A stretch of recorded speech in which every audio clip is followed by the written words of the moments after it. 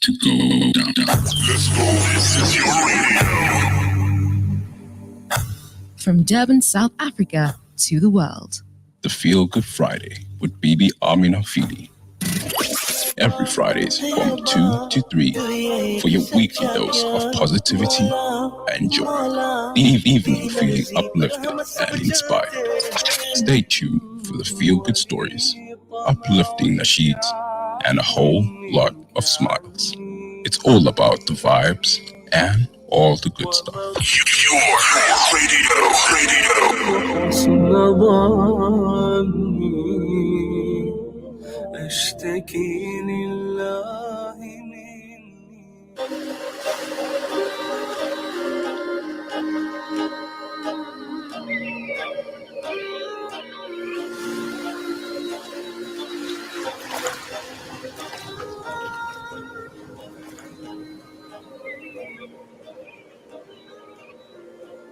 زينت السماء وضعت الجبال أمرت البحار وخلقت الجنان سيرت الكواكب أضأت النجوم فجرت الأنهار فأرحت القلوب وللعباد أنزلت الإسلام وللهداية أنزلت القرآن وبالسلام أرسلت الأنبياء من الظلام إلى الضياء سألت حين رفعت يدي عن رحمة وسعت كل شيء في ضعف ربي أشكو إليك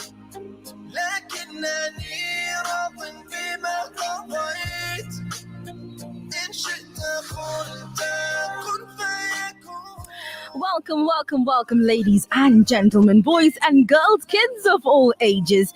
It is the Feel Good Friday with myself, Bibi, Amina, Phili. It's gone by exactly 9 minutes past the hour of 2 o'clock. And assalamu alaikum wa rahmatullahi wa barakatuh.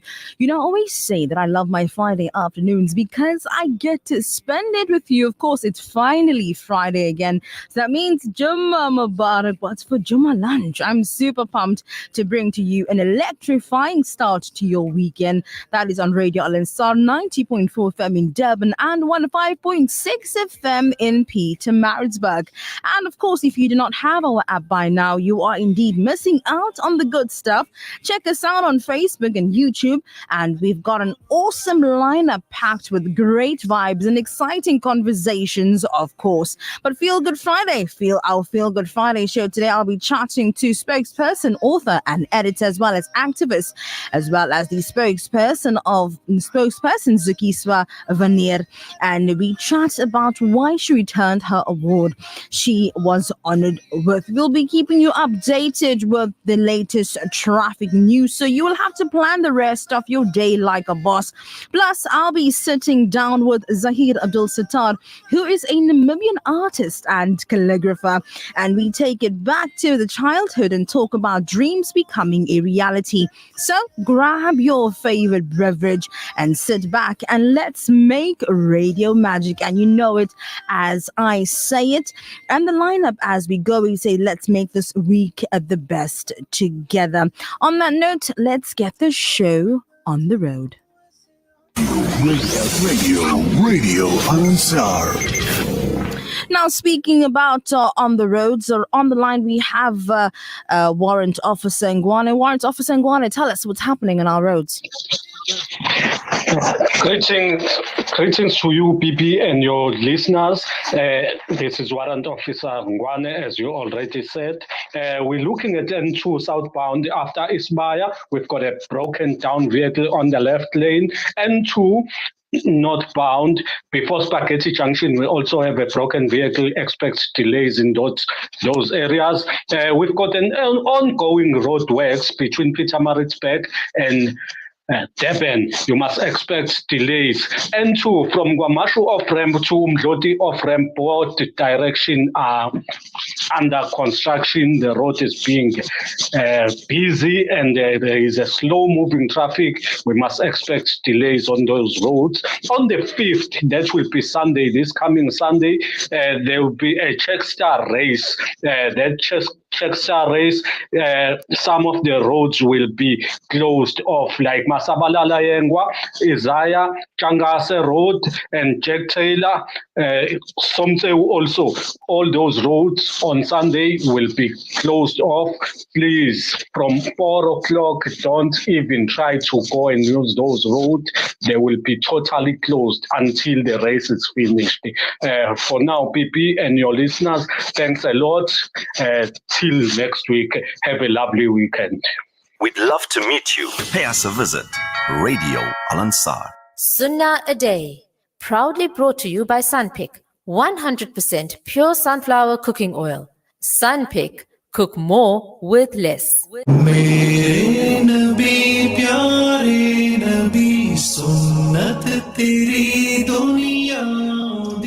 Sunnah a Day. If one is eating at somebody else's home, then the following dua should be recited. Allahumma at'im man at'amana wasqi man saqana. O Allah, feed those who have fed us and give drink to those who have given us something to drink. Sunnah a Day. Proudly brought to you by Sunpick. 100% pure sunflower cooking oil. Sunpick. Cook more with less.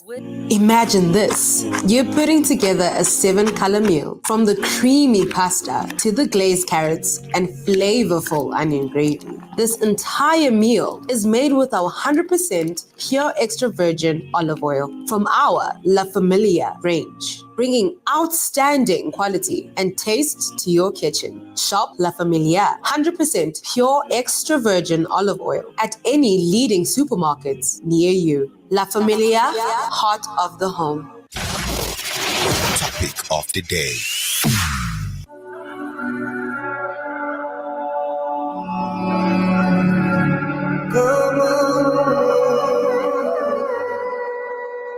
Audio stream across the world on radioalansar.co.za.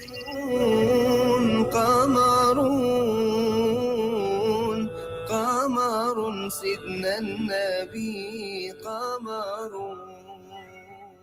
It's gone by exactly 14 minutes past the hour of 2 o'clock. And indeed, it is the Feel Good Friday with myself, Bibi, Amina, Phili. Now, indeed, of course, we have an exciting guest that is on the line waiting to chat to us, inshallah. But as we know, that the 1st to the 7th of May is dedicated to the people of Palestine. And we have one of the spokesperson of rather for Week for Palestine to chat to us today. So joining me on the line is Zaki Swavanir. Welcome to the Feel Good Friday. Thank you very much for having me, Bibi. It's lovely to be with you. It's only a pleasure. I'm loving the energy already. But let's just get started into the interview for this particular afternoon. Can you tell us about your journey as a writer and how it has evolved over the years? Well, my first book came out in 2006 in November, and The Madams. And so I've been at it for 18 years. I had been trying to write. I didn't think of myself actually because as a writer, but I thought myself more as a journalist. But I started sending little pieces that I was writing to the late Louis Nkosi, who some of you might know comes from KZN. And he suggested that I should try writing fiction. And I felt challenged, and I generally like a good challenge. So I then wrote the very first draft of The Madams, and I sent it to a few publishers, 5 of them in South Africa. And I always say to somebody that should be the standard, to send to 5 publishers. And of the 5, 3 accepted it, and 1 had it out. So that was the first book. That was in 2006. and in November. And then the very first literary festival I ever attended was Time of the Writer in eThekwini, And so I've always had a really beautiful relationship with the city of Durban. My relationship with my work and my life is very much connected to it. Now, tell us, how do you incorporate, social and political issues into your novels, and what impact do you hope to make through your writing? I always, my late father always used to say, everything in life is political. He say that from the price of bread to where you live and so forth. And I've always thought that. So as far as my work is concerned, I generally don't like, with my novels, with my essays and my nonfiction, I tend to be a bit more serious. But I always really like inserting humor into my work so that people don't feel that they're being bogged down. And I'm more interested in having people ask themselves difficult questions about their prejudices rather than going outright and saying to them, okay, this is bad, because sometimes it's also questions that I'm asking for myself. So for instance, with that debut novel, The Madams, I had it's a story about three women who are friends, one black, one two black women and one white woman. One of the black women is considered by South African standard colored. And those three women have these fantastic friendships. And one of the women, white domestic worker. Now, anywhere else, that means nothing. But in South Africa, her white friend cannot believe that she has a white domestic worker. So she feels offended and asks her, why didn't you tell me I could have got her a job as a receptionist or something? Because we have got into our heads that certain jobs are only for certain people. And and then afterwards there was Behind Every Successful Man, and that again I was questioning the very idea of men and women and women sometimes not being allowed to follow their dreams the moment they get married, or how they sacrifice their dreams when they get married. And and how does it work when, say, a woman who's considered just a housewife decides, okay, I'm going to take time out, and maybe she's got a successful corporate husband. How would he be able to take care of things? Would he be able to run the household?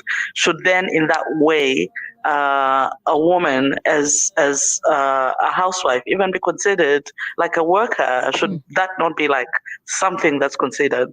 And then there was Men of the South, which was written from the perspective of three men, and that was deliberate because there was a term that was going around with my first two books referring to me as chick lit. And I said, nobody ever refers to men as man lit, So, but women, there's always a way of making women's work seem a little bit more inconsequential. And I was hoping that when I wrote that book and when it came out, I'd be considered man lit, but I didn't see that in reviews. However, I was very delighted that it was shortlisted for the Commonwealth Best Book Africa region, and quite a few awards in this country as well. So, and then there was, and there was London, Cape Town, Joburg, which was a little bit more darker because it talked about the sexual abuse of young boys that we never seem to talk about as a society.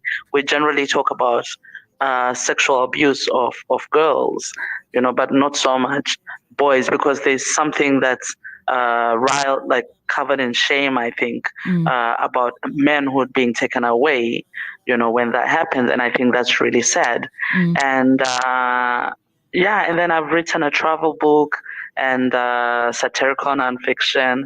And of course, I have an upcoming novel, so I'm looking forward to being in Durban in September to launch it, called Love, Marry, Kill.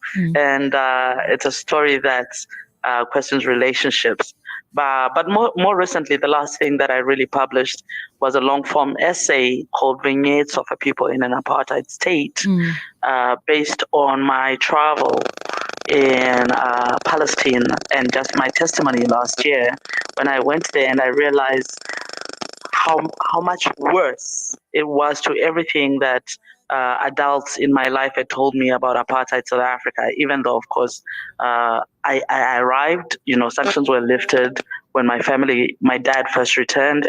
My dad returned from exile, and I first came to South Africa. And when I arrived, it was still during apartheid because sanctions were lifted in 1990. So I got to see some of it. But whatever I saw in Palestine really, really changes you. I don't think any one person can ever be the same. So I felt that I needed to do a testimony, and I finished that essay in June 2023. And somehow it has only started taking legs now. And of course, I think people are trying to make sense of everything that happened post October 7. Absolutely. Now, tell us about the, I don't know if I'm pronouncing this properly, but it's the Goethe Medal. Now, what inspired you to return the Goethe Medal, and what message were you hoping to convey by doing so? So it's called the Goethe. I think we have in South Africa Goethe Institutes, and they're all over the world. And indeed, I often refer to them as our Africa in particular, not just South Africa, but as our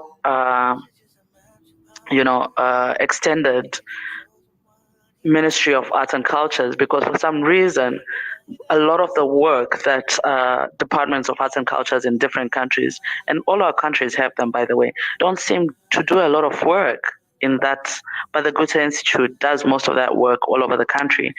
The award, and so that's who the Goethe Medal is named after. But the award is actually a German award. It's given by the state. It's suggested by the Goethe Institute, but it's given by the state. And I was the first African woman to receive it, which I was very grateful for and very honored for. And I received that in 2020. But it's a state commendation. It's kind of like our equivalent of the Lutuli or the Order of Oliver Tambo or so forth, or Order of Ikamanga. So I decided that this year, as I was observing, I've been observing it, and I remember even I was in Germany in June, July, and I was getting into difficult conversations with some Germans. And at that time, I could have those conversations. But I started seeing after October 7 that there were a lot of things that were happening to artists who spoke up against Israel in Germany, who spoke up for Palestine in Germany.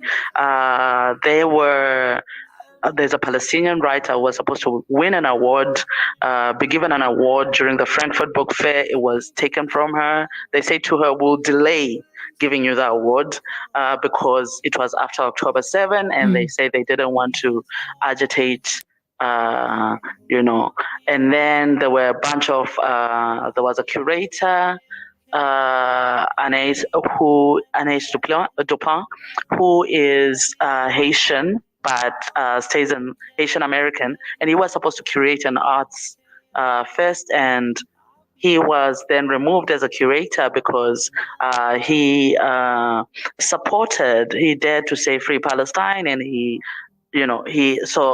so there were a whole lot of things, and of course, more recently we know other things that have been happening. There was a filmmaker, two filmmakers, a Palestinian and an Israeli, who did a film, and they won the awards in Berlin. And the Minister of Culture, when asked, said she was only applauding the Israeli and not the Palestinian, which seemed like the worst form of petty apartheid. So at that point in time, I also then became aware that Germany, because the UN had just come out with this information, that Germany was the biggest exporter, second biggest exporter after America, after the United States of America, to Israel. So essentially, I thought to myself, again, they're complicit in a genocide. And I didn't feel that I could keep an award from a government that clearly has little regard for humanity, and that even as German's policy has always been never again, it should never be never again for some people. We in genocides beyond the Holocaust. As Africans, I think we are aware that they're complicit in a genocide with the Nama Herero next door in Namibia, but also little known by a lot of people is the Maji Maji rebellion in Tanzania, where a lot of people were also killed. So I say, like, how are you being implicated for a fourth time in a genocide in less than 120 years? So yeah, I took the award and I went and I gave it to the German embassy. And yes, and less than 24 hours later, there was a visual artist from Egypt that I absolutely admire called Mohamed Abla, and he had won the Goethe Medal in 2022. And I happened to be in Weimar when the award was given to him, and he also surrendered his medal. So that was absolutely. It felt like it was the littlest we both could do. We did discuss it after. We hadn't discussed it before, but it really felt like a small little things. And I'm seeing, obviously, now a lot of artists, there have been artists that have turned down going to DAD, which is a really big deal because the DAD residency allows, fellowship allows fellows to create for a year, and it gives them an allowance. I think it's 75,000 euros or something.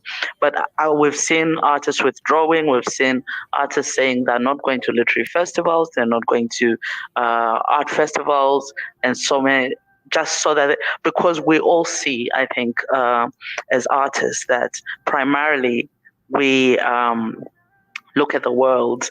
We're supposed to be like testifying in addition to creating beautiful things. And we can't be silent and we can't create at a time when we are seeing so much life lost, when we're seeing a genocide, when we're seeing people losing their homes, when we're seeing people,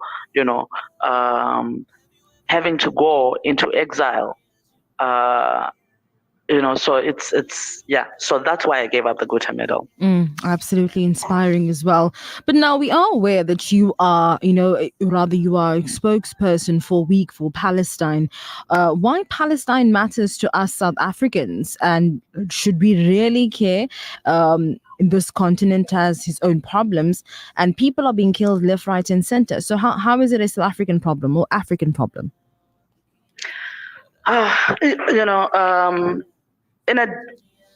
In addition to our particular history with Palestine, as you remember, as you might recall, I think you've heard about this quite a bit. If you don't recall, it's been said quite a bit. Palestinians were very supportive of South African liberation, and this is the reason why we see around the court being thrown around left, right, and center, that we cannot be free until Palestine is free. But secondly, if you look at the history of as a continent, we're resource rich, and the resources are in the mine. So we have gold, we have diamonds, we have cobalt, we have coltan, etc. Pretty much a lot of the minerals that the world needs. We have oil, etc. And in certain places, right now, we're talking about the two biggest places that have problems on the continent is DR Congo, where there's a lot of displacement and killing, and as well as Sudan, where there's a war. And a lot of times when we're talking about these things, obviously in the DR Congo, which is very resource rich, even more resource rich than we are, firstly, who owns those mine companies, if you dig deep enough, you will find that there are quite a lot of um, there is an angle of like Israeli companies that own that. But in addition, there is also weapons the weapons that are being tested on Palestinians are usually sold to some of these so-called rebel groups in the different African countries to arm our people. Second, third, a lot of one of the things that I experienced while I was in Palestine last year is a briefing. And during the briefing, it was by an international organization. And during the briefing, the official just kept telling us about settlers, how the settlers are funded. And I said, you keep talking about settlers. Who are the settlers? And settlers, essentially, what they do, Bibi, is they will come to a Palestinian home and they'll come with guns and they'll try and push people out, and the people have to get out of the home because they're protected by the military, by the Israeli occupation forces. And so I said, so who are the settlers? And the person responded, the official responded, the largest group of settlers, we've got settlers from the Americas, so the US and South America and Canada, and we've got settlers from Europe, usually Ukraine, Russia, and a few other countries. And they said another large group of settlers is coming from South Africa. And I said, what do you mean South Africa? Because pretty much all the main important figures that I respect in South Africa, the Jewish political figures like Andrew Feinstein, have been very solidly pro-Palestine. So I said, I don't understand how this is. I don't understand what you mean. And I said, no, they're not all Jewish, And I said, what do you mean? And apparently we've got some English and Afrikaner South Africans who are converting to Judaism so that they can become settlers. And when they go there, they're given funding by Zionist entities so that they don't actually have to work. They just have to displace and move Palestinians out of their homes. Given our history, it's, I think, absolutely jarring that we have people who have apartheid nostalgia, you would think that we were trying to be better people, so I don't understand the apartheid nostalgia, but also I always question, was Orania not enough? So there's that, and I didn't believe this story. I thought it was, I was like, I took it with a pinch of salt, I'm like, I don't know, maybe they're just saying this to me because I'm South African. And then I was in Hebron and there was a young woman in an Israeli occupying forces uniform, and she was walking with a man, and I was coming out of the Ibrahimi Mosque, and I was with a friend of mine who's Jewish American, Molly Crabapple. She's a writer and an artist, and in fact she's the one who did the cover arts for vignettes of the people in an apartheid state. And I turned and I said, oh my God, Molly. And she says to me, what? And I said, that young woman is South African. And she said, what do you mean she's South African? I said, yeah, she's a South African. She said, how do you know? This young woman who was walking with this young man was singing distem, like she was teaching him the word to distem. I don't understand that, So this is somebody who was born, she looked about 25, so obviously was born after apartheid. 100%. So who told her to hate? Who told her to hate? Absolutely. But Ms. Zuki Souvenir, thank you so much for joining us today. I think that's all we have time for. Hoping that we can get you on another time, that we can debunk the topic even further.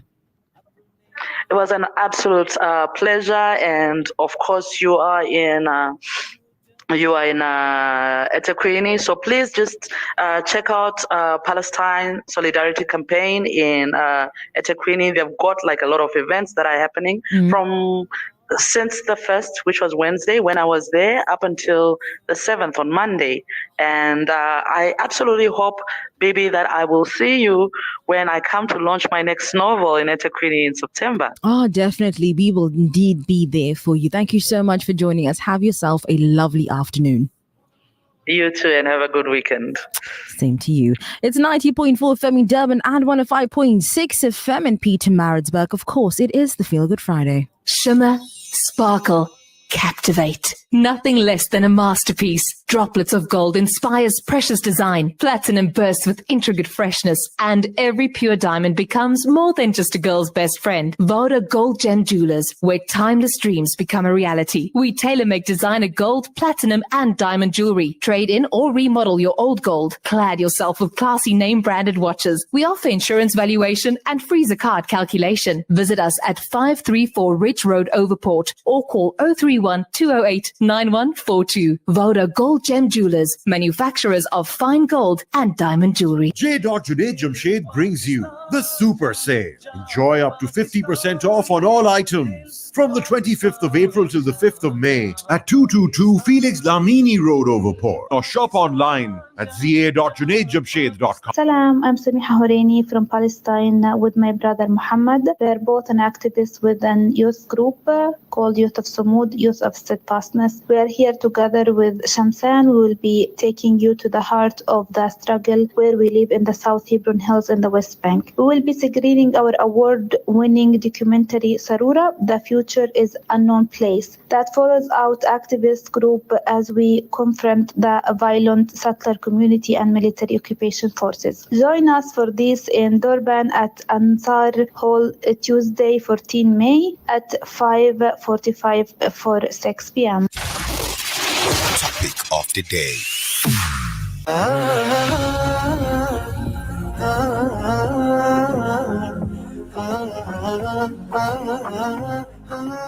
Audio stream across the world on radioalansar.co.za. It is 90.4 FM in Durban and 105.6 FM in Peter Maritzburg. And if you are tuned in, of course, it is the Feel Good Friday with myself, Bibi, Amina, Phili. It has gone by exactly 39 minutes past the hour of 2 o'clock. And of course, it is our second interview for this particular afternoon. Now, many of us had those weird and exciting dreams while growing up. Whilst many aspire to be pilots, some others desire to be doctors, lawyers, or even engineers. But in many of those instances, due to one or two reasons, we often forego our childhood dreams for other professions and careers. Now, there are, however, a few exceptions wherein individuals stick to their childhood aspirations and dreams. And we have one such amazing guest all the way from Walvis Bay, Namibia, on today's show, who will be sharing how he made his childhood aspirations into a reality. Welcoming to the Feel Good Friday, Mr. Zahir Abdul Sattar. Assalamu alaikum wa rahmatullahi wa barakatuh. Wa alaikum salam wa rahmatullahi wa barakatuh. How are you doing today? Alhamdulillah. Alhamdulillah Rabbil Alameen. But before we get into the interview, what was going through your mind the moment you were contacted to make a design for the Namibian president as well as the King Felipe of Belgium on his visit to Namibia? Sister Amina, I have done a previous gift for the late President Hagi Geingob, and that was a very, very quick and fast project. We had to make him a gift within 24 hours. We delivered a 1.1 meter long container vessel. And when the king was on his way to Namibia, confirmed his visit, my client called me and said, you need to come in. It was actually Eid day that they phoned me and they said, you need to come in and we need to sit down. And but we know you're busy today, you're celebrating your Eid, but tomorrow morning, please, very, very early. I still hadn't known that the king is coming. And at the meet and greet with my client, they decided to tell me, okay, this is who is coming. Yes, the directives from the government. We have the official letters of invitation and acceptance and so on. So it was quite a bit of an excitement. What do we deliver? It's not something that you can buy off the shelf for esteemed guests like this to our country. Now let's get back into memory lane. I'm sure we all like going down the memory lane. How did you transition from fixing a damaged bicycle to creating custom creations as a business? I actually collect model cars. As a youngster, my parents couldn't afford toys for me. So as soon as I started working, I started buying a little bit at a time. I've got over 4,000 model cars. And we were doing exhibitions at schools, getting kids into hobbies and off the street. And some of these cars are expensive. Some of them go up to 4,000, 5,000, even to 10,000. So we started putting them into cabinets, into little display cases, which we call dioramas. A garage setup or workshop scenery, or even in a racing track or something like that. Little models, about 50 centimeters long or 40 centimeters long, just to keep it clean and not, don't have fingers and stuff. And the guys that started collecting, that also collected, they also wanted their displays, their cars in displays, and this just started skyrocketing. Alhamdulillah, it sounds like a very inspirational start. Now, besides designing for the Namibian president as well as that of King Belgium, the King of Belgium, sorry, can you share some other memorable custom projects you've worked on? I was approached by a gentleman that I did a previous project for. One of his clients retired, and then he asked me to do something for him. So I made a little project for him. And then he came along to me and he says, I've got the contract for the oil rig cleansing system, or the refuse system removal from the oil rig. So he said to me, make me a model of an oil rig. He didn't give me specifications. He said, just make me a model. So I ended up making a complete model of an oil rig. I've never been on a rig. It took me 6 months to complete. No, I do not work with CNC. I do not work with 3D printers. Everything is cut and done by hand. Absolutely.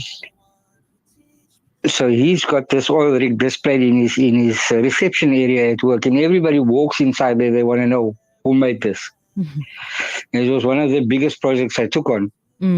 Absolutely. It sounds like a challenge as well. But of course, with everything that we do, there are certain challenges. What challenges did you face when starting your business, and how did you overcome them? So my two sons used to be, all the time, whilst they were at school, they were involved with me in the workshop. We've got a little workshop at home. And, if we would get stuck with something, we'd sit down, have a cup of tea, relax, salah time, go for salah, come back, look at it from different angles. And there's nothing that has stumped me. A client told me one day, I want an aeroplane for my dad.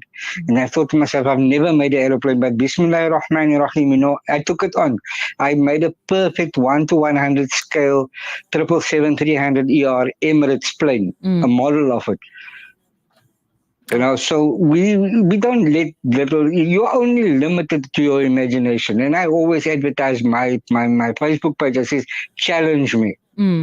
Challenge me. Nothing is impossible. I think the sky is the limit. And like you said, your mind limits you the way you would limit your own self. But now, how do you balance your creativity and practicality when designing your custom creations? I don't ever build two of the same thing.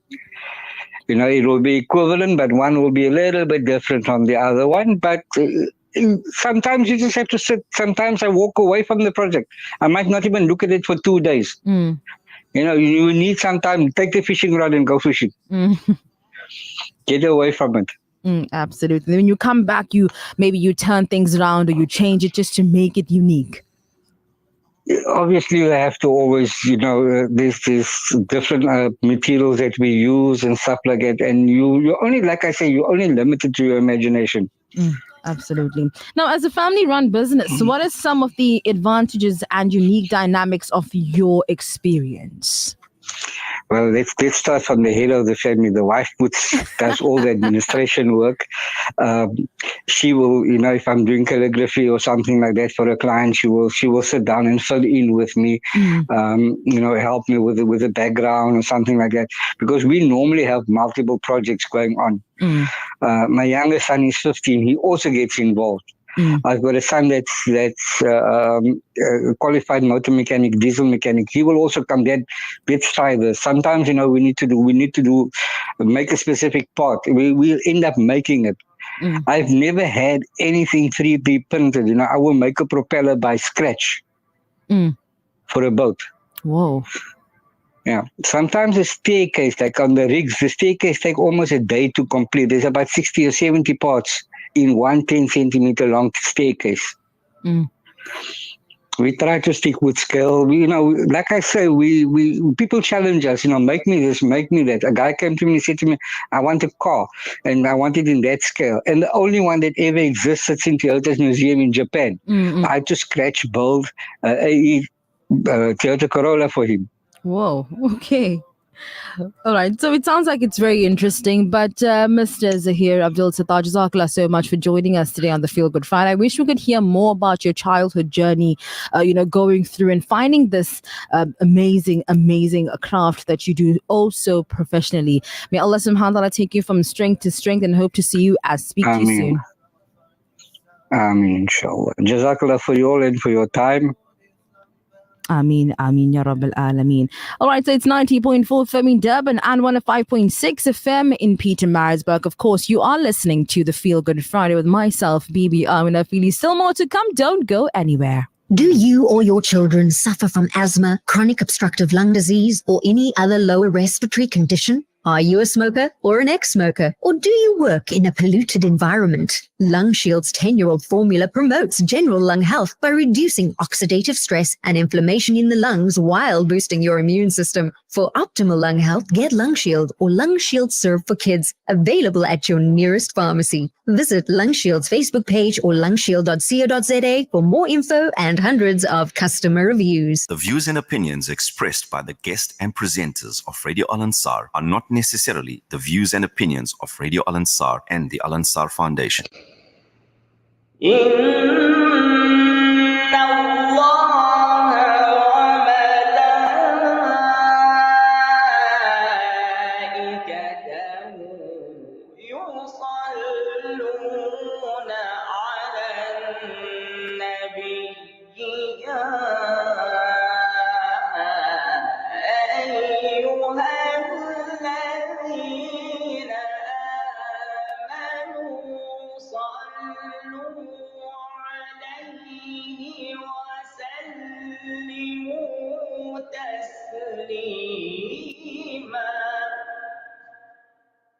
This bonsai has strong root.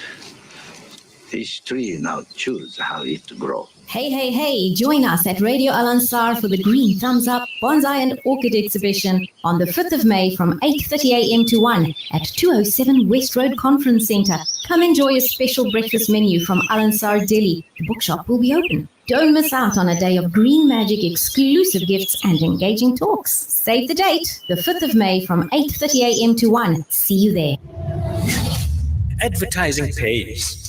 Get your business on the map through advertising with Radio Al Ansar, the station with a proven record. Let's talk to Zain of The Watch Doctor, a newcomer in the market. I'll recommend advertising on Radio Al Ansar for sure, as my client base has increased substantially. Totally unexpected. There you have it. Join the airwaves and take it up to another level. Call us on 031-208-1601 and ask for Fatima Shahina or Faraz Bucks, our consultants. Let your name be heard by thousands of people. Radio Al Ansar, your partner in business.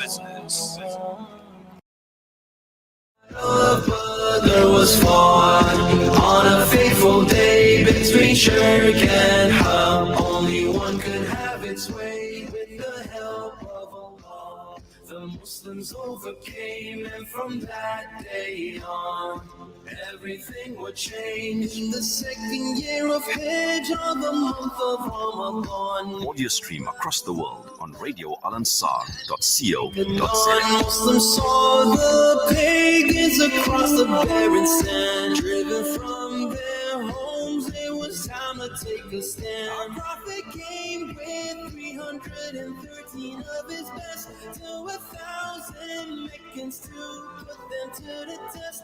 And the fate of Islam was hanging on the line. Just imagine the fate of the Muslims at this time.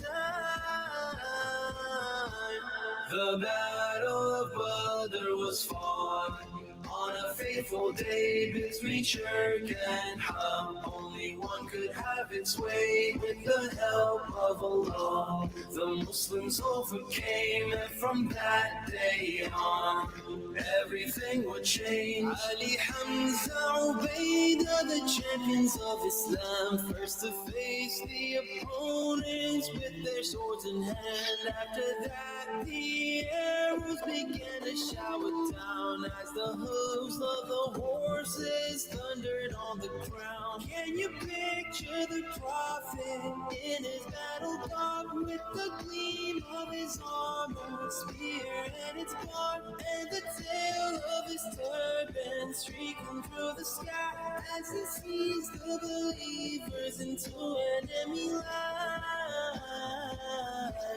The Battle of Badr was fought on a fateful day between Shirk and Ham. Only one could have its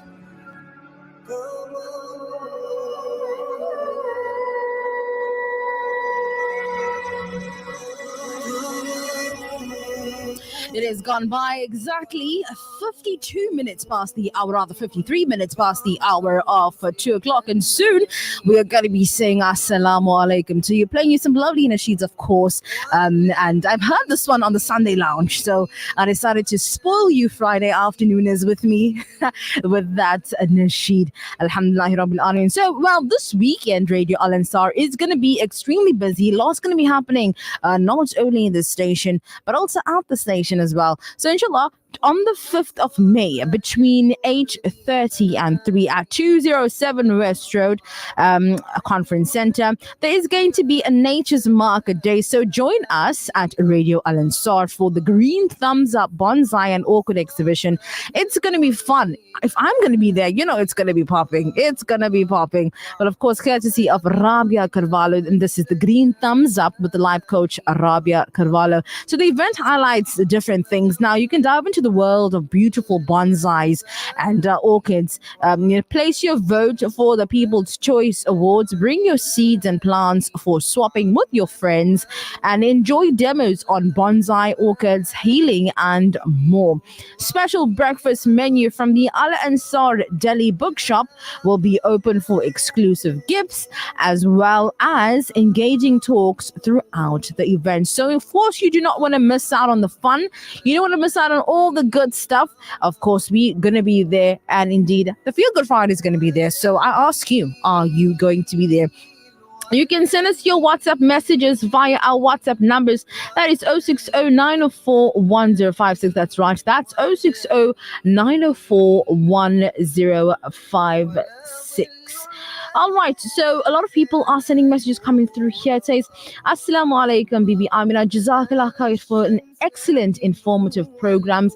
Let me know who was the eloquent speaker who loved to learn about her. Jazakallah.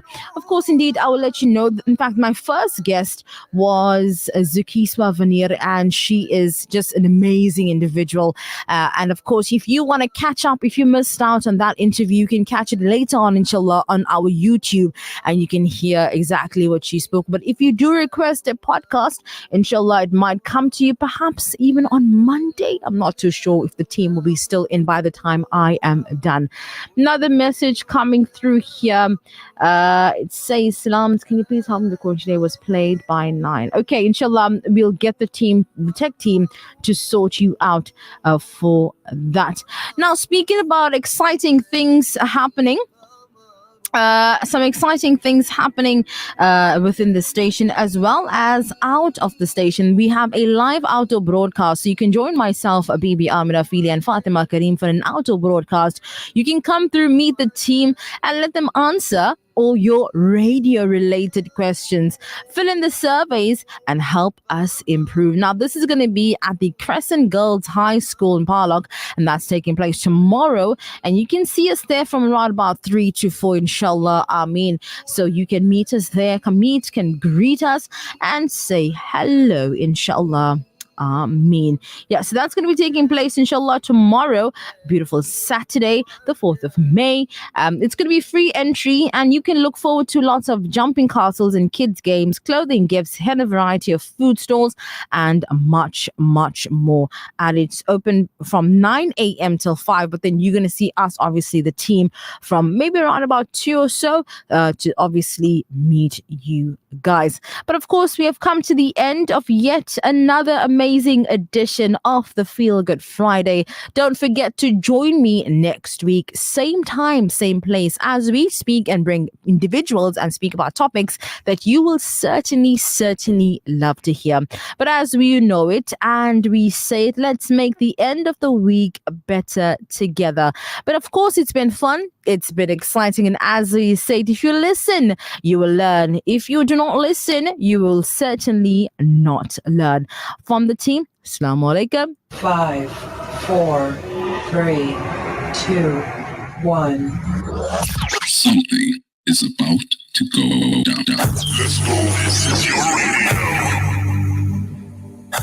From Durban, South Africa to the world. The Feel Good Friday with Bibi, Amina, Phili. Every Fridays from 2 to 3 for your weekly dose of positivity and joy. Evening